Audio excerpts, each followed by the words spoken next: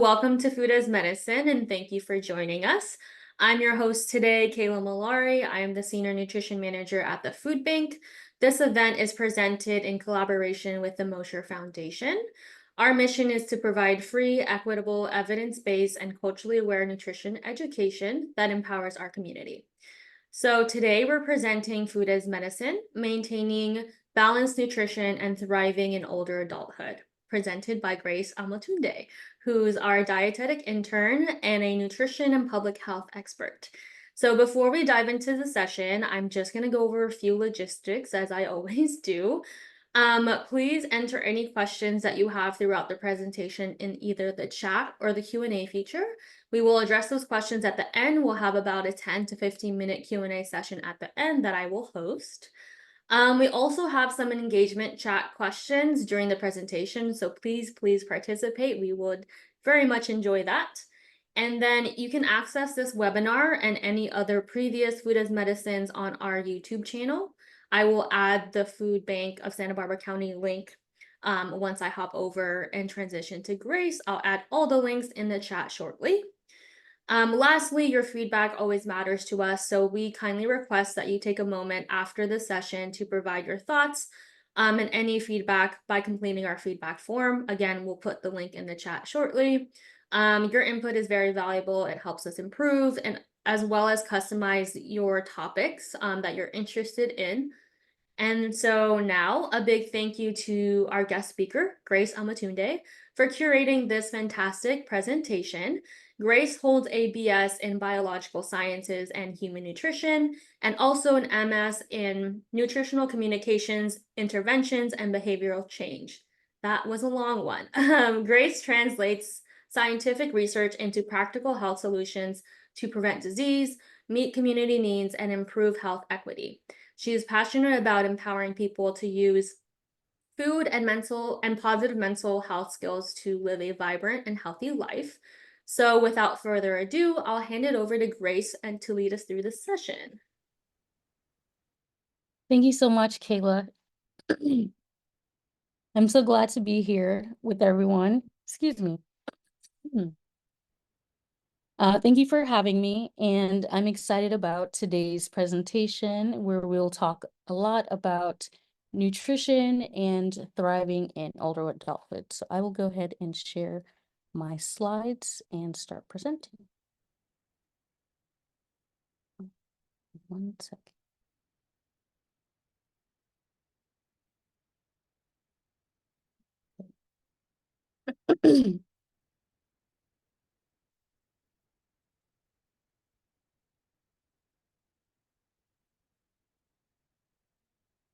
And I want to make sure that everyone can see my slides. You are Can good. everyone see my screen? Okay, awesome. Perfect. So greetings to everyone. Thank you so much again for joining me in today's Food as Medicine webinar sponsored by Food Bank of Santa Barbara County. My name is Grace, and I am really passionate about helping people learn about and use food and nutrition to prevent, reduce, or manage diseases to improve their well-being. My background lies in biological sciences, nutrition, research, public health, health policy, and health equity. And I like to combine all of those to be able to create the best solution for various communities.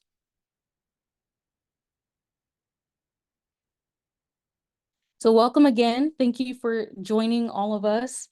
And I want to make this webinar very interactive. I want this to be a fun and learning event all at the same time.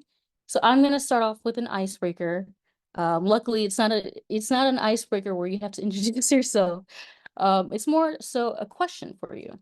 So my icebreaker question for you, which nutrients are crucial in older adulthood or tend to be lacking during this life stage?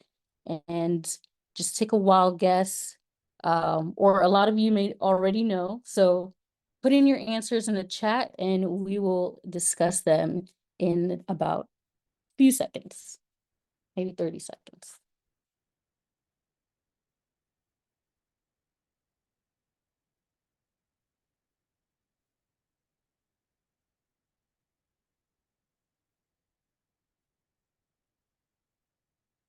We have some good chats coming in. So we have Yes, we do. protein, I see calcium, fruits and vegetables, B12 and D, vitamin D, calcium again, protein, lots of protein.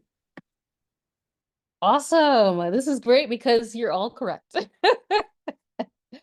Um, Protein is a huge one, for sure. And you'll hear me talk about protein and its various needs in the body.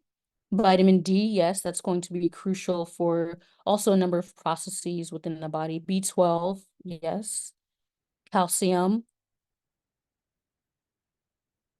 yes. And calcium and vitamin D, as you'll hear me mention, that goes along or pairs together with bone health, vitamin B12 for energy and DNA synthesis.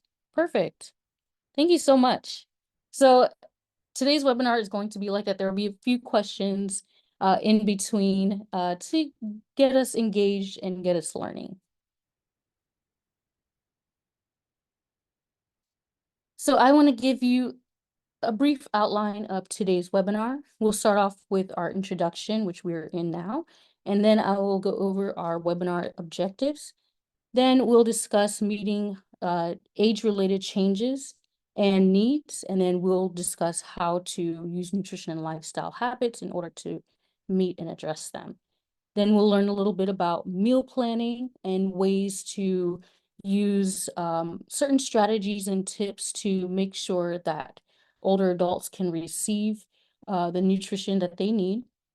And then we'll discuss potential barriers and challenges to eating well for older adults. We'll also provide solutions so that we know how to meet and address those barriers and challenges. And then lastly, we'll close off with tips for caregivers, for anyone who will be or are currently caregiving for an older adult.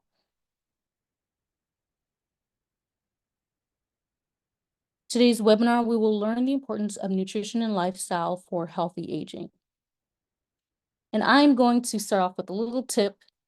Did you know that garlic can actually reduce blood pressure at the same level as that of some blood pressure medications? It can lower the risk of a cardiovascular event by 16 to 40%, which is huge. And that's just one example of how well and how strong nutrients and foods with, foods abundant with nutrients can help our health. And I want to set the stage a little bit with this and share a personal connection story with you with memories of my grandmother. I bring up garlic because she used to blend and eat raw garlic every day for a period of time in order to help her blood pressure. And of course, it smelled throughout the house. You can only imagine. So there were some days that my grandmother would blend up the garlic.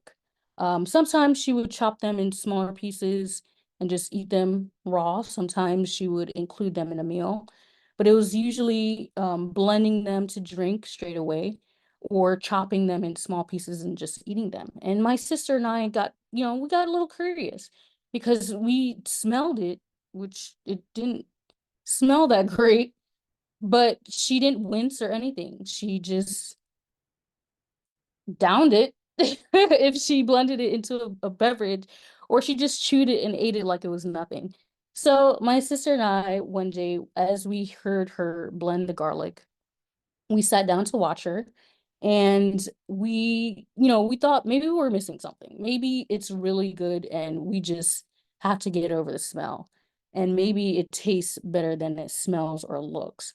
So out of curiosity, we asked her to get a taste. And that was the last time we asked her to taste any of her concoctions. And I say concoctions because she also ate and blended raw carrots and so many other raw vegetables in order to meet her health needs. So we essentially decided to just stick with our mom using garlic in the cooking. That was it for us. But I learned later on how strong garlic is and how powerful it is, and being able to help lower her blood pressure, and how it has antioxidant and anti-inflammation characteristics that really are helpful for brain health, improves cholesterol levels, and again, maintaining that heart health. So garlic is one example that elderly people or older adults can use to, help fight certain nutritional needs or health related diseases for them, and also preserve their memory.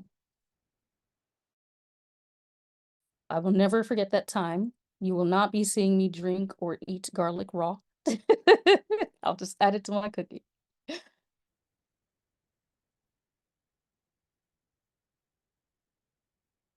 So the objectives for our webinar today, by the end of our webinar, you'll be able to understand the physical and mental changes that come as we age. You'll learn key nutrients and foods for healthy aging. You'll learn about helpful nutrition and lifestyle habits and solutions to overcome barriers to eating well and well-being.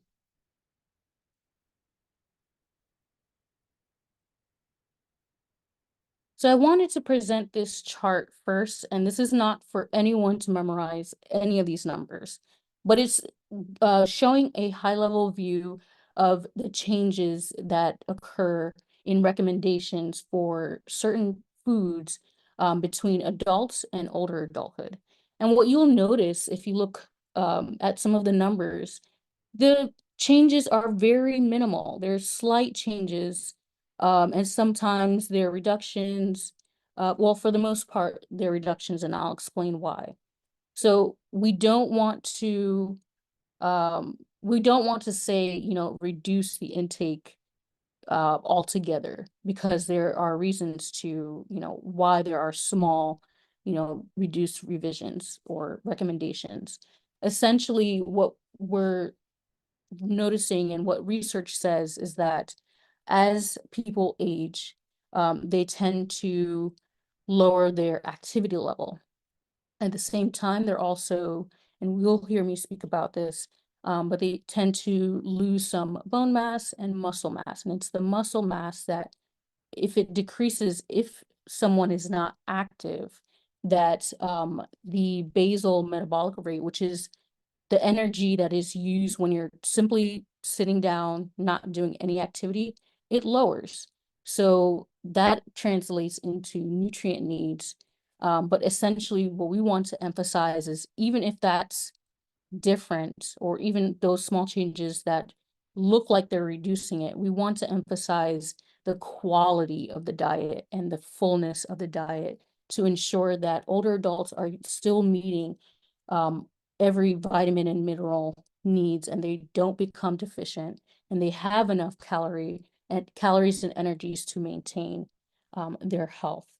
And for older adults who remain, vigorously active, they're still active, their caloric needs will change. It's very dependent on each person, based on, their activity level, based on their, whether there's presence of illness, or disease. It's going to range, and we advise older adults to partner with their healthcare provider to understand their specific need. But essentially, we want to get at the, the highlights, eating a lot of antioxidants and vitamins, especially, foods that have vitamins in B6, B12, and D, eating adequate levels of protein, as many of you mentioned, getting enough calcium, and plenty of health beneficial fats that contain things like omega-3. Essentially really emphasizing the quality versus the quantity that you see on this chart. Because, less can still be more if we fill our plates with the nutrients that we need.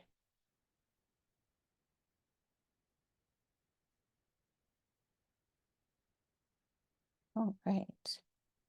So now we'll go into understanding age-related changes and recommendations, and we'll start off with the physical body and its processes. We're jumping into bones, muscles, and joints, which make up the body composition. And this is really essential for mobility and for overall strength and activity.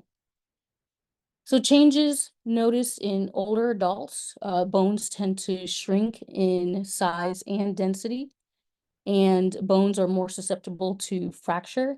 And this is due to just processes, age-related processes that kind of reduce that amount of calcium and creation of bone to be able to keep the bone set in. As we get older, a lot of our processes in our bodies slow down or don't function as well. So this is the result. Bones are more susceptible to fracture. Muscles generally lose strength, endurance, and flexibility, and can lead to sarcopenia. There are greater risks for bone loss or osteoporosis and lower bone density. So it's really essential to note this for older adults.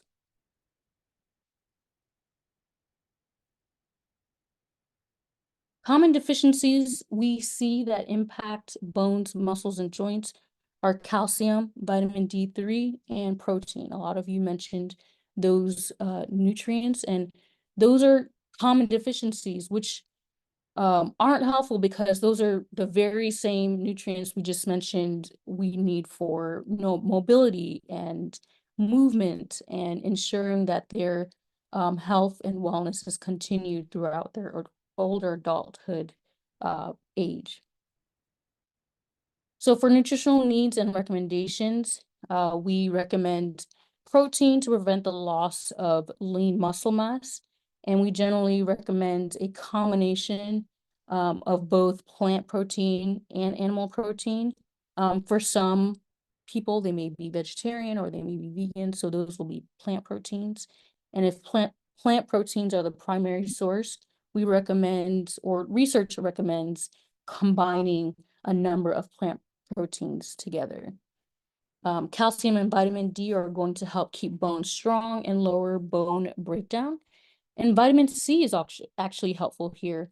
It helps the body make collagen, which is a fiber, a structural fiber that helps with the strength and integrity of the bone, as well as muscles. So this can be used to build stronger joints as well, prevent damage to muscle cells and bone cells. And what lifestyle habits and solutions can be used here? Well, ensuring that the bones, muscles, and joints remain strong and active.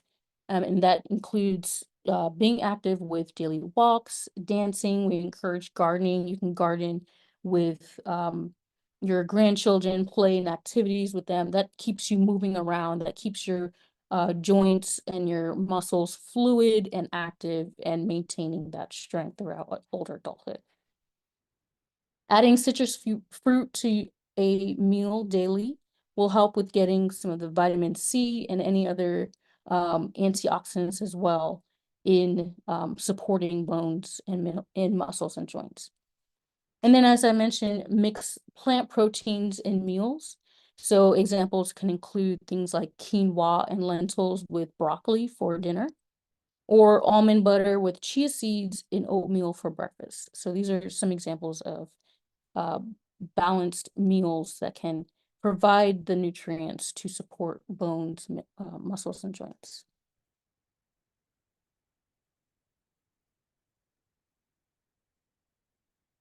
And next we move on to the digestive system. And the changes we see here are changes in structure. So age-related structural changes, mostly in the large intestine, can result in more constipation in older adults. There are also absorption changes that can affect how much nutrients older adults are getting from what they eat, and can also lead to nutritional deficiencies.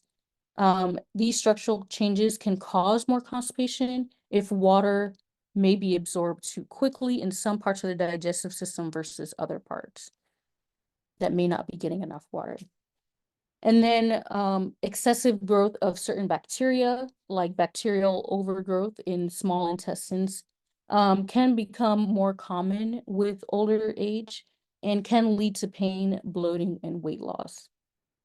So we absolutely want to, prevent those nutritional deficiencies as a result of, changes in nutrient absorption.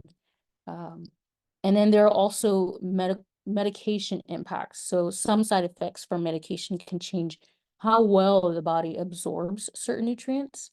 And then medications can also interact with certain vitamins and minerals. This is a pretty common one. A lot of you may be aware that there are, large recommendations not to combine or not to consume grapefruit with medications because of the interactions of the nutrients within grapefruit and its uh, strength, I guess you can say, with the medications that can compete with each other and cause damage.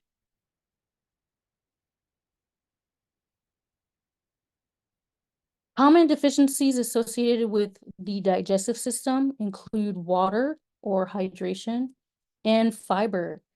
So to address these common deficiencies and meet nutritional needs, recommendations include consuming foods with magnesium, which helps the digestive system work well and stimulates that muscle movement. More vitamins, minerals, and calories overall because of those digestive changes that affect nutrient absorption and the loss of bacteria.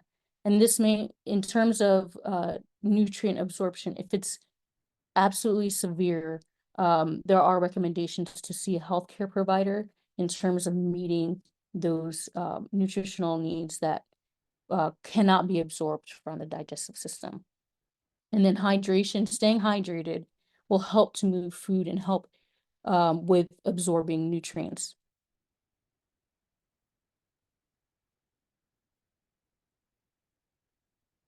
And the lifestyle habits and solutions to meet the nutritional needs include staying hydrated, essentially. So I usually suggest making things fun, making things enjoyable. So I always say keep a favorite, water bottle filled. So whatever water bottle that you'll use, just because you like it, the color, whatever the case may be, it holds a lot of liquid.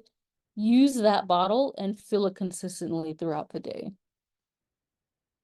And then eating magnesium-rich foods, again, like bananas, a quick and easy food that has magnesium and fiber. It also helps with gut health.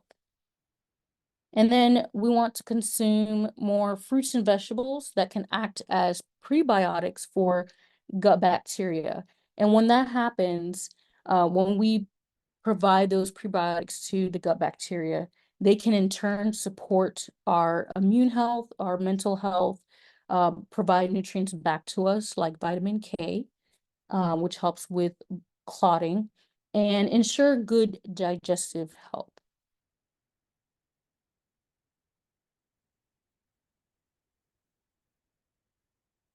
All right, so next we'll go into metabolism. So how our body burns calories, which is known as metabolism, slows down as we age. And if you decrease activities as you age, but continue to eat the same portion of meals as usual, you may end up eating more calories than you use, which can raise the risk of diet-related diseases. Recommended caloric needs are lower, but this is a standardized view for healthy but less active older adults. So if there are older adults that are intensively active or they do more than is required, then, or if they have a disease, that's going to affect um, excuse me, sorry, if they have a disease that affects nutrient absorption, that's going to make their caloric needs higher to meet the deficiencies that may result from that disease or the increased caloric needs to meet, the vigorous activity.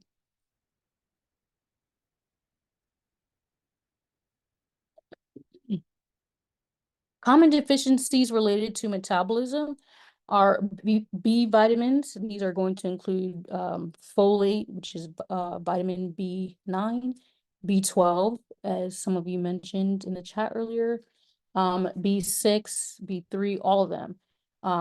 They're all very critical to the processes that break down carbohydrates, proteins, and fats. So they act in those processes, and they help to make or store energy, or they help with the enzymes and the proteins to help make and store energy. Water, again, is needed at the final stage of an important process in the cells to make energy. And then magnesium is going to be necessary because it is involved in many, many processes that are related to our metabolism. Health conditions such as diabetes, poor absorption, chronic diarrhea, and celiac disease are associated with magnesium loss. So if there may be an older adult who may have any of those, they're going to need more calcium to assist in maintaining their metabolic health. And then we advise, or there's research to recommend to be mindful of portion sizes as caloric needs do change. And the term portion means, how much of a food is served or how much of a food a person eats. And so a portion size can vary from meal to meal. So it's important to be mindful of that. And then there are also recommendations to fill your plate with a lot of vegetables. So vegetables have less calories, but they're satisfying and filling. And then I added a little tip to help with eating more vegetables is seasoning your vegetables with non-salt seasonings for different flavors. So trying out different seasonings, trying out different flavors to use with your vegetables, and then you can roast them, which is a fast and easy way to cook them. You can boil them with some seasonings in the water, or you can even boil them in like a non-salted broth. So that helps to get some interesting flavors from your vegetables. And lifestyle habits and solutions are going to include physical activity to maintain that metabolism. Again, metabolism is all about breaking down carbohydrates, breaking down the fats. And so at the end of that process, the body is making energy. So it's either going to use that energy immediately or it's going to store it. So if we remain physically active, that will help to keep our metabolism going. And then it also helps to prevent diet-related diseases. Another important lifestyle habit is to keep your circadian clock consistent and aligned to night and day. So there are various studies to suggest that eating at consistent periods that your body recognizes as day is more helpful to reduce the diet-related diseases than eating when we should be sleeping. Because the energy levels during that time, as we're resting, the body is trying to absorb nutrients, it's trying to heal, it's trying to restore. So having that food being digested at the same time is going to affect metabolism negatively. All right, and on to the next, we have the cardiovascular system. So this includes blood vessels and our heart. So changes we may see as we age, the heart may have to work harder to pump blood through blood vessels and arteries that have become stiff.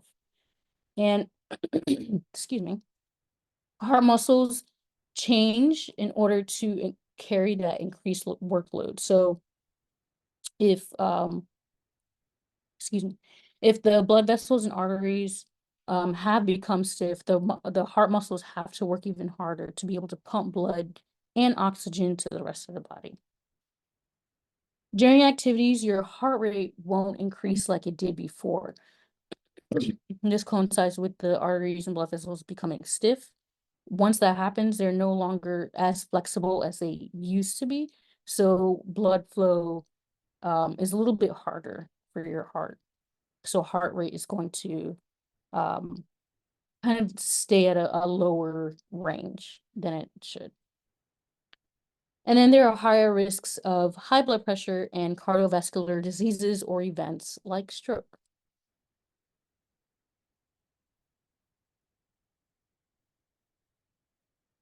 Common deficiencies related to our cardiovascular system are vitamin B12 and vitamin E. And vitamin B12 is involved with making DNA.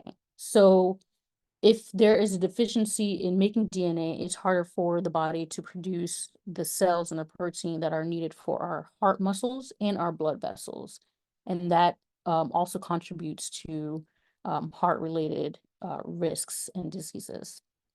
And then vitamin E is helpful for maintaining the fluidity of the heart and the heart membranes and cells, and then also providing antioxidant capabilities to destroy or prevent any damage of the heart.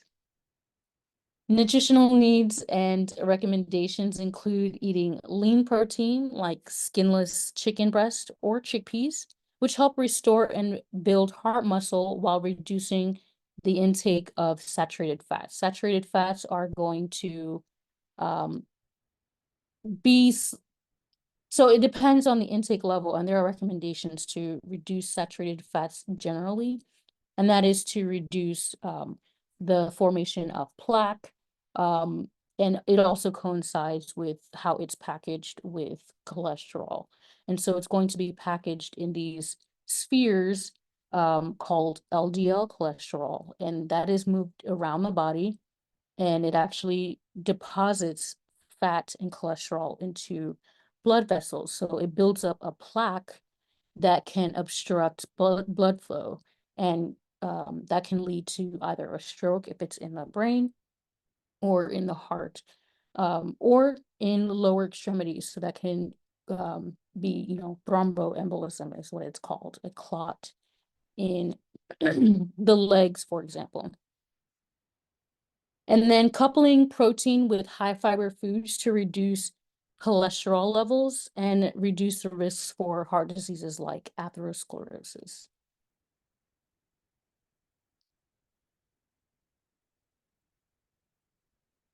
So lifestyle habits and solutions for cardiovascular system are to, well, so this was actually, I apologize, this was supposed to be changed, but it does include staying hydrated to ensure fluidity of the blood, to make sure blood is flowing well through the body and delivering oxygen to the rest of the body. Magnesium is going to be helpful here as well. Fiber is going to help with reducing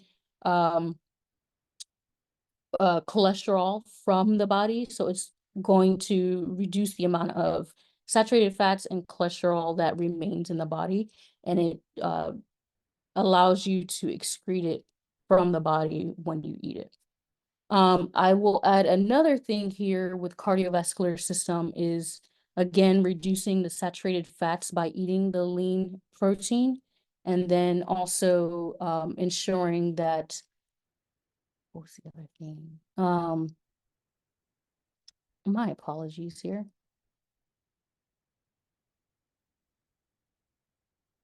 Oh, yes. And then maintaining physical activity as well in order to keep the heart pumping so that it reduces the likelihood of it becoming stiff.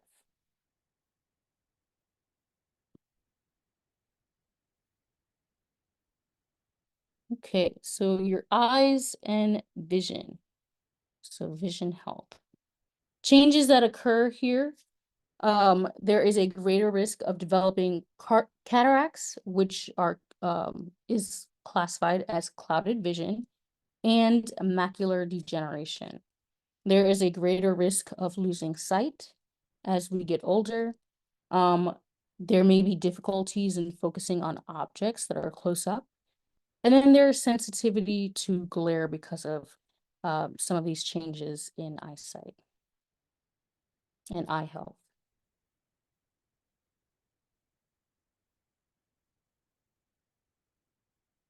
So common deficiencies that we see related to eyes and vision are omega-3 fatty acids and vitamin A. And for the nutritional needs and recommendations associated with these, or to meet those or reduce the common deficiencies, are to eat foods that contain zinc, lutein, vitamin E, omega-3, and of course, vitamin A. And all of these help with uh, restoring the health of our eyes, restoring and maintaining the health of our eyes, and strengthening eyesight. And then foods that can help include apricots, mangoes, papaya, berries. These provide antioxidants to prevent damage of the eyes. And they include the vitamin A, especially mangoes, apricots, and other orange colored foods like carrots and sweet potatoes as well. Orange and yellow peppers, those are going to be helpful as well.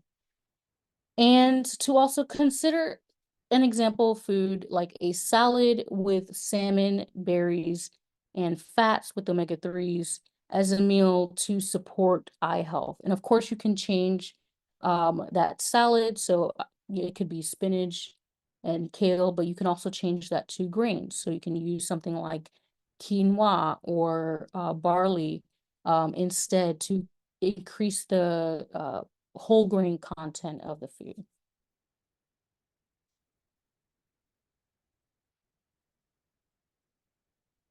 Lifestyle habits for our eye and vision health include, as I mentioned, eating foods rich in vitamin A, like those carrots and the sweet potatoes, squash, orange peppers.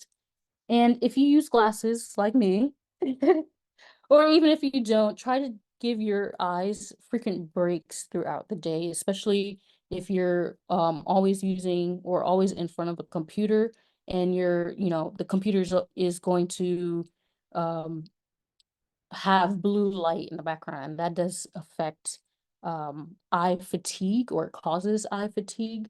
So definitely take breaks during the day to give your eyes those frequent breaks to look far, look close, and kind of move your eyes around to maintain the health.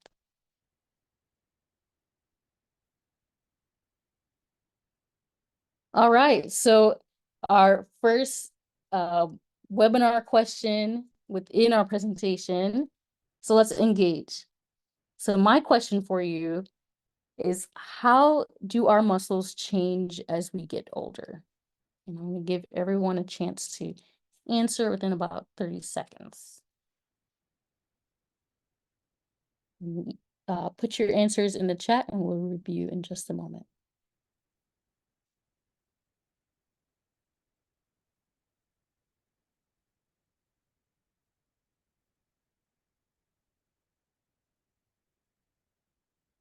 All right. Looks like everyone got the right answer. Woo! And that is that muscles lose flexibility. Um, that is correct. Muscles start to lose strength, endurance, and flexibility, especially for older adults who become less active due to sarcopenia or loss of muscle mass. And most older adults can actually and do retain enough muscle mass and strength for all typical necessary tasks. But many older adults do remain strong athletes, and they may compete in sports and enjoy vigorous physical activity. Um, but even with those who are at their very fittest, I don't know if that's a word, they may notice some declines in their muscle strength and muscle flexibility as they age. So age does, affect a large portion of processes within our body, just because some of those processes start to um, slow down. Next, we're going to talk about age-related changes and recommendations for brain and mental health.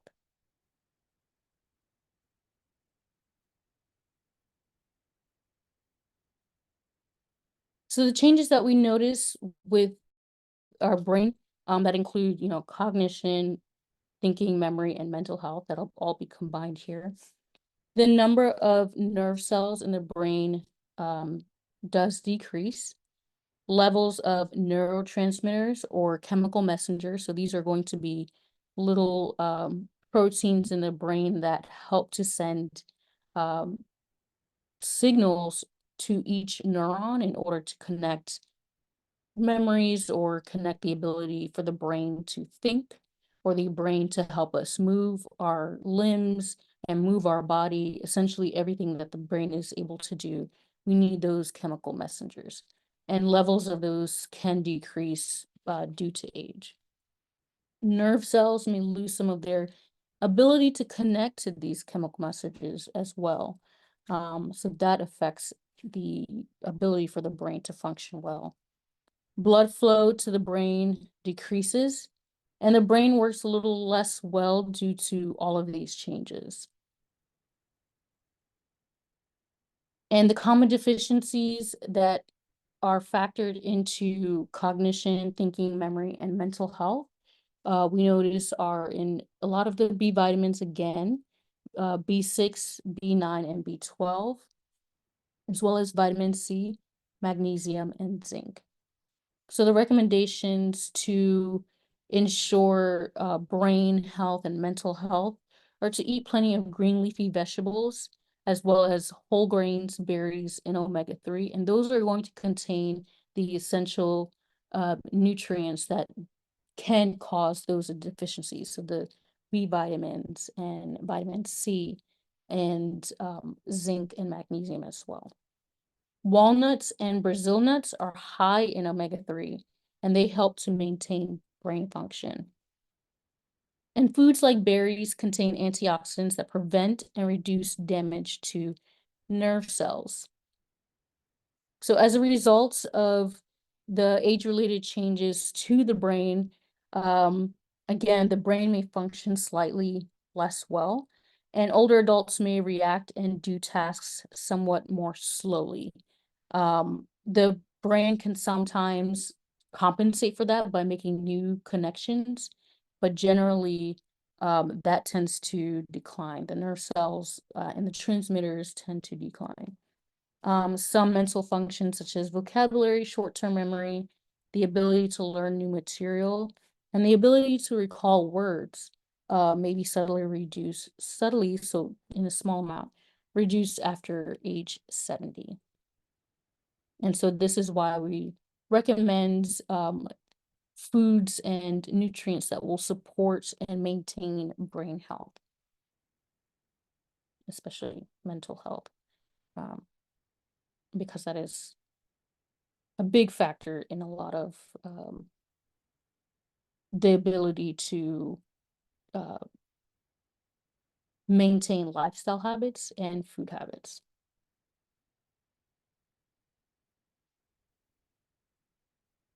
So the lifestyle habits and solutions to help with maintaining brain health are, physical activity because it boosts mood. It does release happy hormones.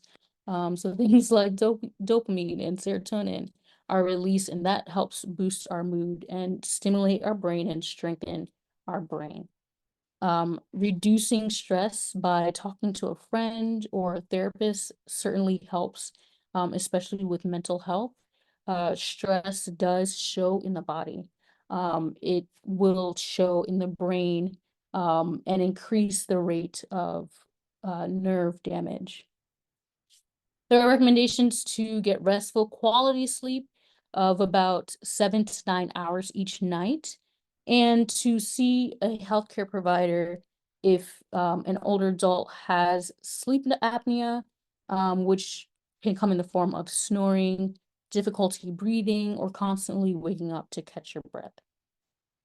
So please definitely see your healthcare provider if you may have sleep apnea, because that will affect your quality sleep, and not getting quality sleep will certainly affect not only your cognition, thinking, and memory, but definitely your mood and mental health. And then try deep breathing, meditation, or yoga, which helps to slow us down, helps with the brain in processing, storing, and maintaining memories and thinking skills. And then it also reduces stress.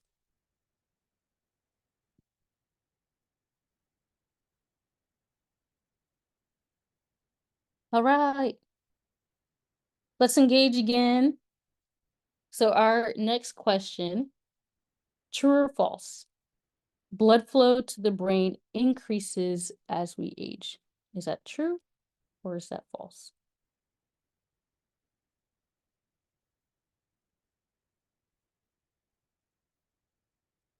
Yes, that is correct. I see answers. I see everyone answering false. That is false.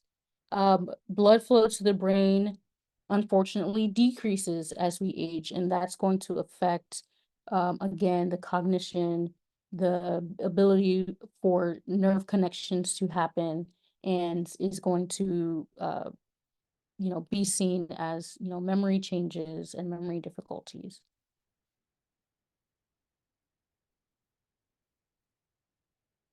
And we have one more question. How do our sleep needs change as we get older?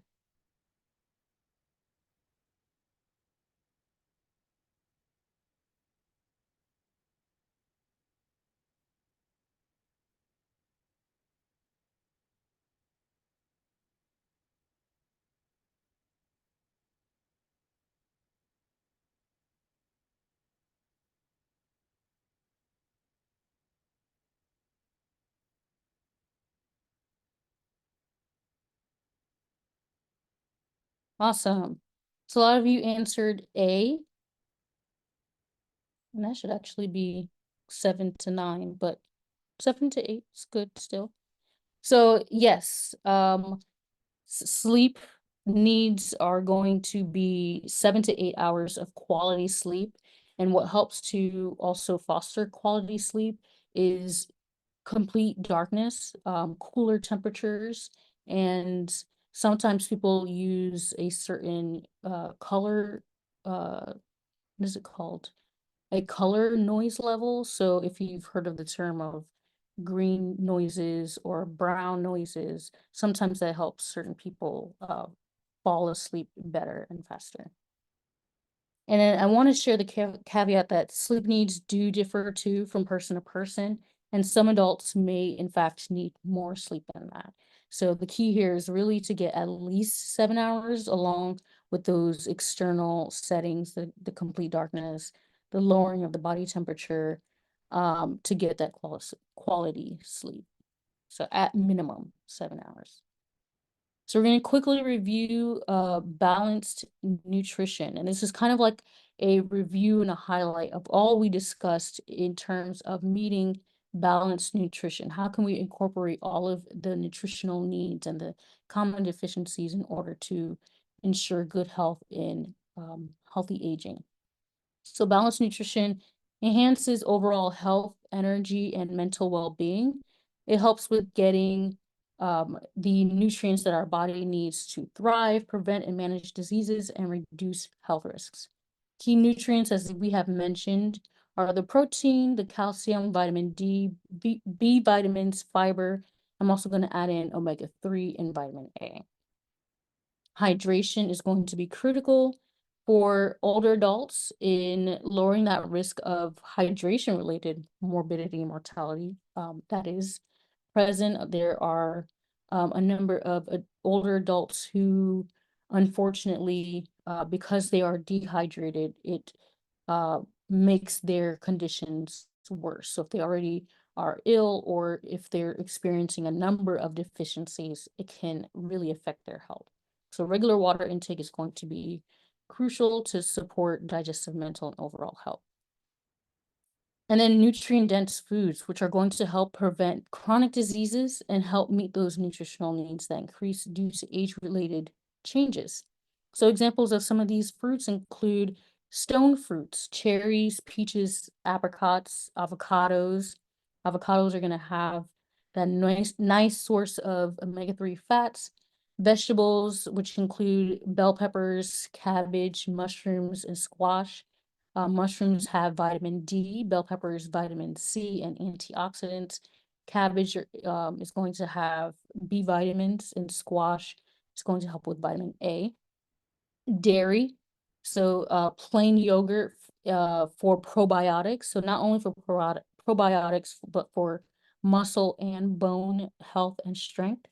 And the proteins, again, for nut butters that you can use, or plant-based proteins for a number of, health-related processes, our hearts, our brains, muscles, of course, and different processes around the body.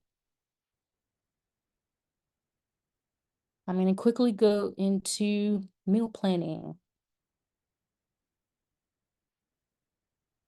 Okay, so quickly, to be able to even, eat the foods that we need, it helps to plan your meals so that you're actually able to eat, throughout the day with various fruits and vegetables to mix them up and get the nutrients. Um, Suggestions include listing meals first, break them down into ingredients, and then create your shopping list. And then you can plan your meals also around discounted items. Set a target budget before you go, and absolutely explore farmers markets and food banks or pantries in your area. And I'm going to, of course, shout out Food Bank of Santa Barbara County. Stop by. They are very helpful. They can advise you. They can let you know what varieties of fruits and vegetables that they have, and be able to serve you and your food needs. So you can use farmers markets and food banks or pantries to maximize a small budget if you go there first. Shop the perimeter of a grocery store first for the nutrient dense foods, and then go into the aisles for the whole grains, canned legumes, and vegetables and seasonings. And then um, I suggest meal prepping in advance. It can really save time during the week. And that it's going to include, cutting and washing fruits and vegetables and putting them into containers so that you can quickly grab different types of vegetables or fruits or even meats or plant proteins and be able to quickly make a meal. Set reminders for meals and for hydration, which can help to make sure that older adults don't forget, or to make sure that they're on a consistent schedule. And I always recommend, if you can't buy fresh, buy frozen, and if you can't buy frozen, buy canned in water. And those are all great ways to get various fruits and vegetables for nutrients. I think this is our last question. So let's engage again. So I am a vitamin that helps maintain your vision and good eye health. I can be found in sweet potatoes or mangoes. What nutrient am I?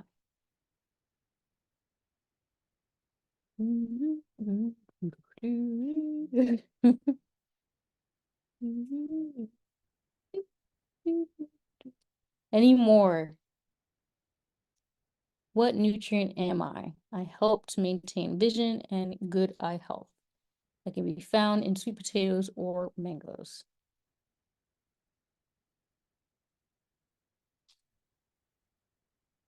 So this may be a little, slightly bit of a trick question, but for the most part, the answer is vitamin A.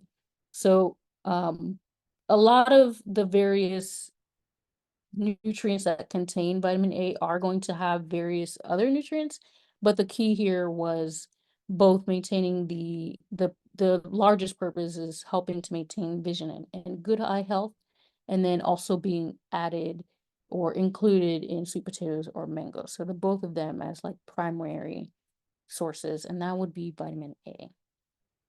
Awesome job, everyone. What are the potential barriers to maintaining balanced nutrition and wellness? There are a number of common challenges that are seen in older adults to meet their nutritional needs.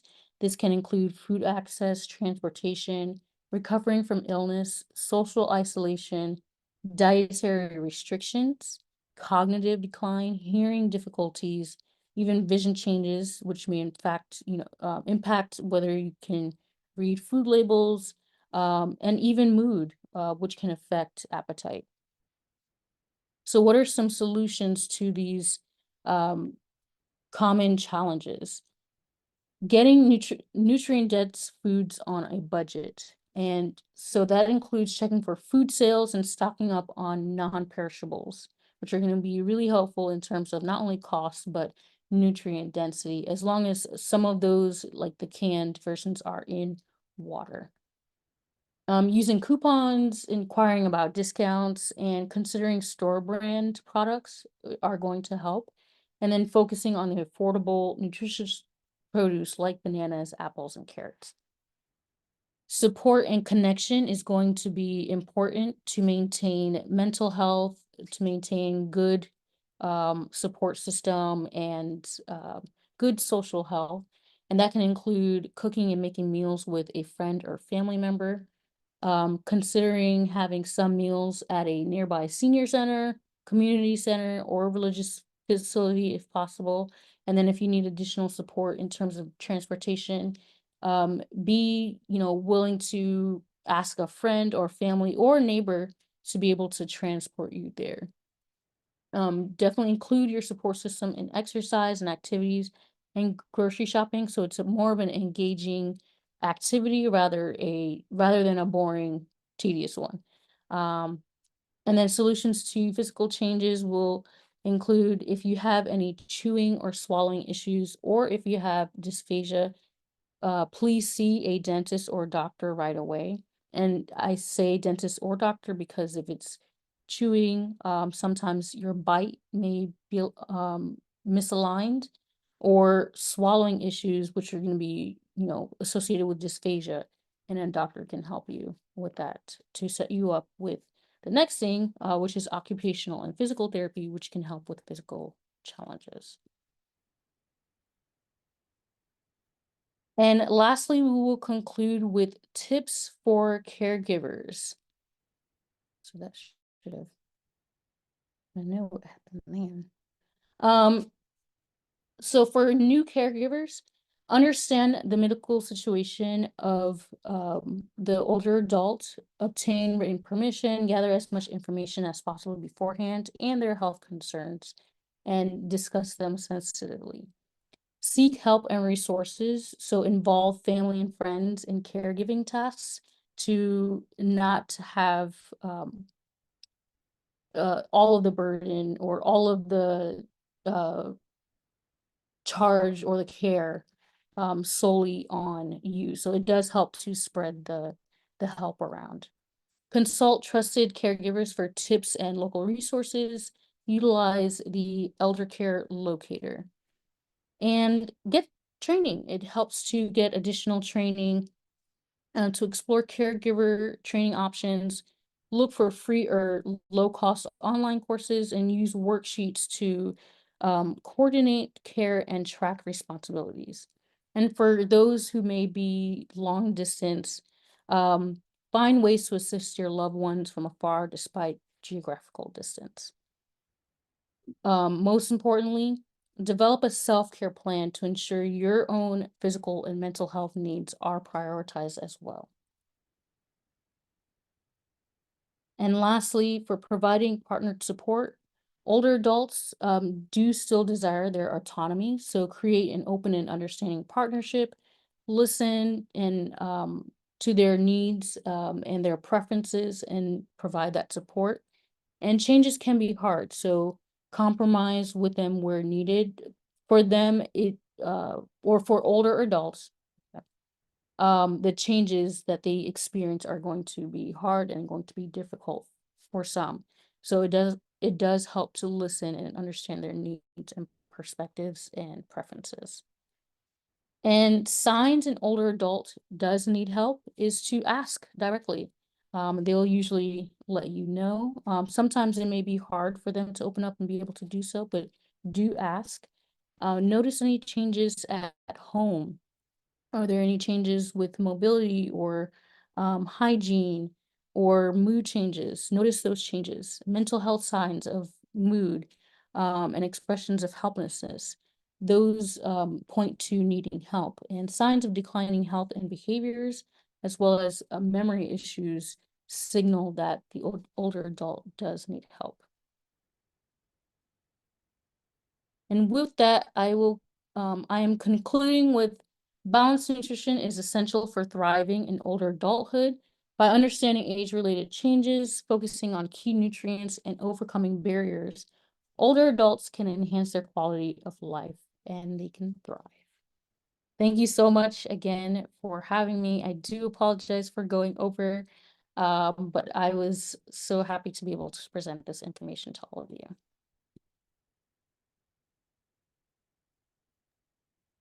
Hi everyone, I did enter in the chat, but we are spilling into the next hour, but I also did not want to stop Grace. I think the last few slides were very important, the barriers as well as tips for caregivers.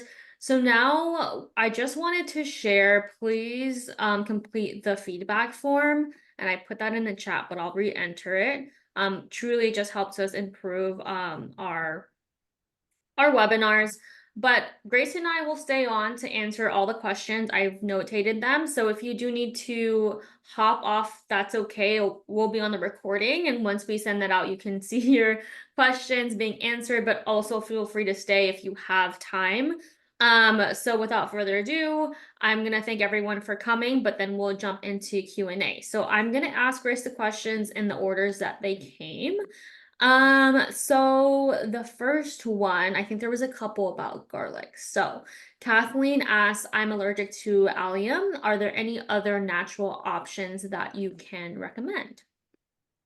Yes, so with garlic, that was just one example, and it was used for blood pressure health and for antioxidant properties that it does have, antioxidant and anti-inflammation. And there are so many other foods that do have qualities of um antioxidant and anti-inflammation. And those are going to be foods that contain things, vitamins like vitamin C, and vitamin A and D, E, and berries themselves, all of those. So you can find those in foods like berries, as I mentioned, citrus fruits. You can use.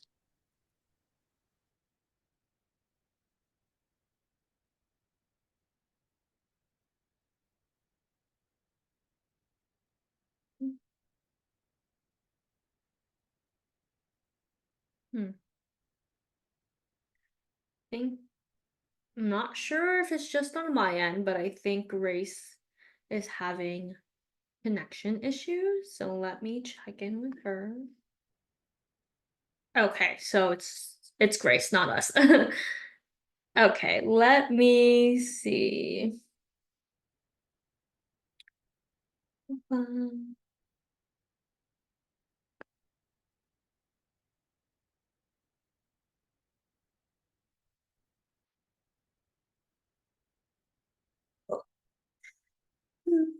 All right, potentially Grace has connection issues. But I can answer a couple of questions that came in, more so oh, she's back. Logistical questions. Alan asked about recommendations for senior centers, and I entered the link. I also enter the link in the chat, but there are some food distribution sites that are specifically at senior centers. And then as well as Joyce offered up some feedback, consider connecting the local area agency on aging for resources, as well as the senior resource directory on the county website as well, Alan. But also we have a few senior centers on the food bank link, so I also sent that. Grace, you are back. Yes, my apologies, everyone. That's okay.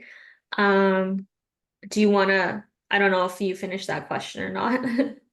I did, but I also see that there was an extension to it, whether it can be in pill form or does it have to be fresh or cooked. Um, and this is actually, this is a separate question. How much garlic is needed daily to impact blood pressure? And the quantity, um, That is actually a good question. I would have to share that with you afterward, the specific quantity. I don't recall, but I can share that. But in terms of pill versus fresh, um, most of the recommendations are based off of them being in their fresh form. It's preferable, especially for how the body prefers to digest it, nutrients through food. Pill form, I'm not too sure about the research on that. I haven't seen recommendations to be able to use garlic in pill form, but it's mostly with, either it's added to meals or, I mean, it can be blended as we now know. Um, and anything that's blended actually gets into your bloodstream a lot faster because it's absorbed a lot faster. So it's helpful to do the fresh version. Great. I think that also answers Caroline's question about whether garlic is raw or cooked, but I think both is great, is what you're Mhm. okay. And then we have a couple questions from Irania. I hope I said that correctly. So would you say consuming raw veggies instead of cooked provides us with the most nutrients we can get from those foods? Actually, no. So some foods are going to, so there's a word or a term called bioavailability.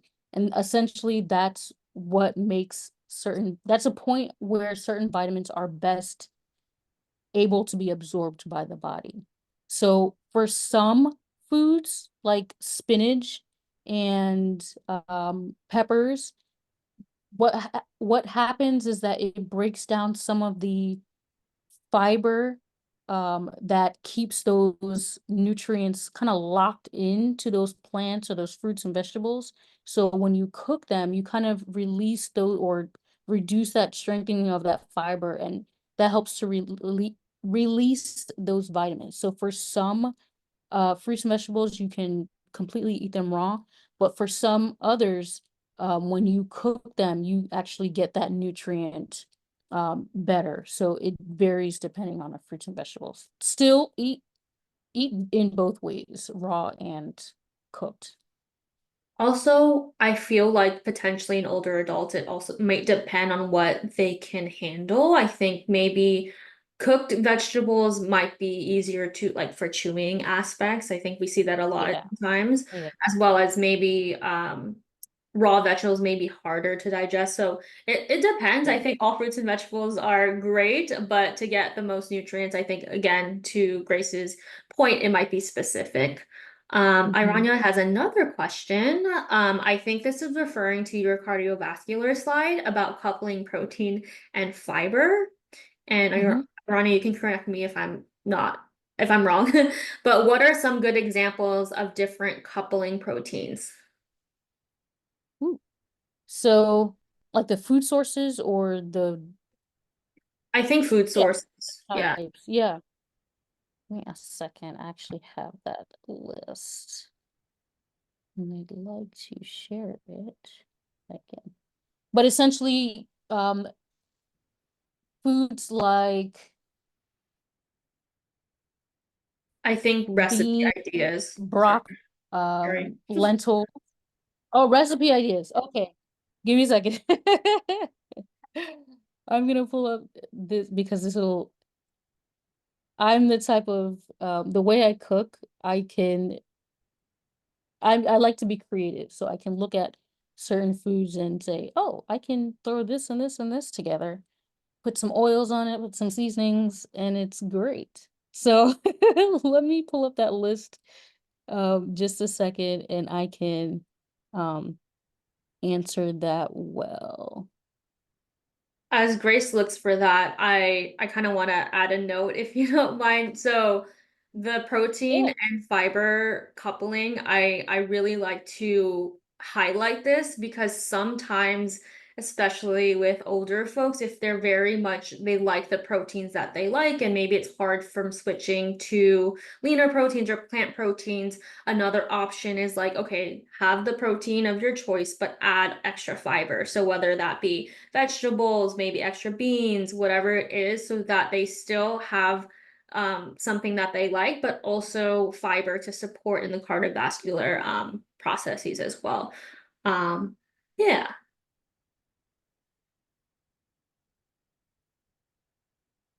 Okay, so I really want to bring up that list and share it with you, all of you, so you have the visual.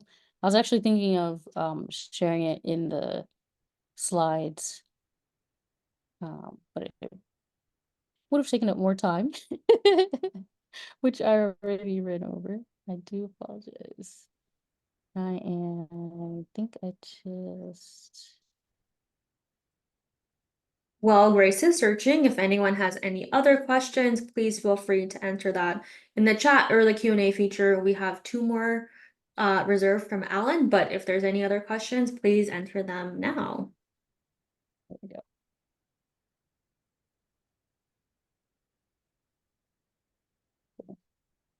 I want to share this.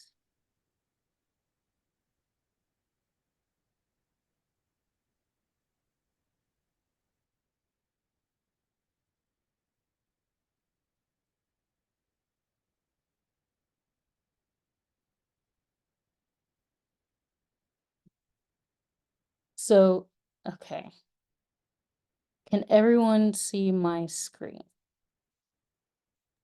Yes. Okay. And I can add in the examples for animal-based proteins as well. But an example can be like, let's see. What I mentioned and I do this for breakfast a lot of the time. I mentioned earlier in the slides, for breakfast, say like oatmeal, which does have protein. And then I add in almond butter, and I actually add in chia seeds, which is actually not on here, but seeds are going to have protein in them. So flax seeds, hemp seeds, chia seeds. I add in oats, nut butter, almond butter, chia seeds, and then sometimes I add eggs, like hard-boiled eggs on the side if I'm really hungry that morning, but sometimes the almond butter is enough with the chia seeds, and those will provide like a blend of different protein sources at the same time. And then I always add some type of fruit to that oatmeal. So that's an example for like a breakfast. You can also do like a chickpea scramble. So you can combine chickpeas with eggs, add some peppers, season it, and do like either a protein wrap or a whole grain wrap, and you can kind of make breakfast tortillas or breakfast burritos. Another one is lentils. So having lentils or even beans and rice, which is a simple meal, but it actually creates a whole complex protein source. So when I say complex protein source, meaning that it has all of the essential nutrients that we need from our diet to get all of those amino acids. There's essential amino acids that we need daily. And so pairing these plant-based and protein-based proteins like a simple beans and rice is a great way to do that. And with the beans and rice, it doesn't have to be just beans or rice. You can add, again, vegetables. So you can do like asparagus on the side or Brussels sprouts or I use peppers a lot. So various peppers, green peppers, red peppers, yellow peppers. And that might just be from my background. We use a lot of peppers. We use a lot of tomatoes. So you can always blend those in. Another one is, say you can do quinoa with peas and cooked spinach. You can add in some seasoned vegetables like mushrooms, and then let's see. I think that would, yeah. So quinoa, which is already a complete protein in itself, with the peas and the spinach allows you to get a number of essential amino acids. So those are some examples. Um, but let me know if you need more examples or recipes, and I'll try my best. Thanks, Grace. We have a couple more questions. Do you have a recommendation for a healthy food delivery service? Oh, that's a good question. Um, so I'm going to, for that person who asked that, where do they live? Because it's going to vary state by state. Alan, I think, has left Oh the no. chat, so I'm not sure, but we can Okay. I'm not sure. Yeah, I don't want to assume anything. Okay. Well, I would suggestions for inter not international, nationally based. There are certain mobile markets that help so that you don't um have to travel for your food. Like they'll come into nearby locations that are easier for you to access. So these will be mobile farmers markets. They're not necessarily delivery, but they bring the produce closer to your proximity. In terms of other delivery, I'm aware of at least national wise, Instacart and Uber. Um, but in terms of specific locale, it varies. Sorry, I wish I could give a better answer, but it will vary state by state. But do check out mobile markets for sure, mobile farmers markets. Thank you. Okay, and then we have another question from Abraham. Related to sleep, what's your advice to young adults dealing with insomnia, as well as what meal should one live on, if they have sound memory? So maybe if they're not aging. Oh, what? So say that second question again. Just I think overall, what meals should one consume, if they don't have issues with memory is my question. And Abraham, if you want to clarify that, feel free to. Yeah. So the interesting thing is a lot of things I mentioned for older adults are just as applicable for young adults. You're going to want to increase your fruit and vegetable consumption. You want it to be a large portion of your meals, and then your proteins will be like a quarter of your plate. And I know that that's kind of hard to navigate because we're not always going to eat on a plate. Sometimes it may be bowls or maybe other serving sizes, but essentially, what can I add to my meal that's either a fruit or a vegetable to make it more nutrient dense? And I suggest thinking about that first. And then, okay, what's a protein that I can add to it? And then now that I have that, what are the grains? And that tends to be the easiest because carbs are everywhere. But also ensuring that you eat a blend of um, more so complex carbs, but simple carbs can still like white rice. It's actually comparable to brown rice in terms of nutrients, despite what we've heard in the media that tend to say, oh, white rice is not good. It actually is. It's almost the same in nutrient quality as brown rice, which tends to be more advocated or recommended.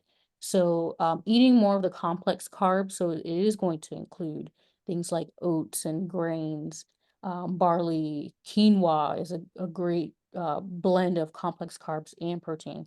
Um, Getting the more of the complex carbs, and that'll help with the fiber.